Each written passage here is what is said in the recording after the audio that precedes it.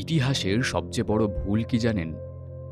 এমন একজনকে পুড়িয়ে মারা যার চিতাভস্ম নেভানোর ক্ষমতা তাদেরও নেই, যারা তাকে পুড়িয়ে মেরেছিল। পোপ এবং সম্রাট ভেবেছিল যে একজন মানুষকে পুড়িয়ে মারলেই সব শেষ হয়ে যাবে, কিন্তু না। এখান থেকেই শুরু হয়েছিল বিদ্রোহের সূচনা, এবং এখান থেকেই পুরো পৃথিবীর ইতিহাসের মানচিত্র বদলে যায়।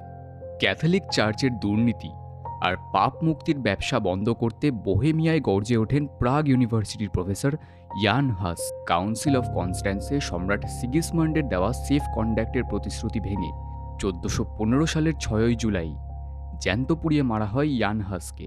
মৃত্যুর আগে তিনি 100 বছর পর এক ঈগল আসার ভবিষ্যৎবাণী করেন। তার মৃত্যুর পরেই শুরু হয় হাসাইট মুভমেন্ট, এবং ঠিক 100 বছর পরেই মার্টিন লুথার এসে ইউরোপের মানচিত্র বদলে দেয়। চার্চ হাসকে মুছে ফেলতে চেয়েছিল, কিন্তু তার চিতাভস্ম থেকেই শুরু হয় আধুনিক ইউরোপের যুগ। পুরো গল্পটা রইল কমেন্ট বক্সে। এরকম ভিডিও আরও পেতে সাবস্ক্রাইব করুন আমাদের YouTube channel source of suspense.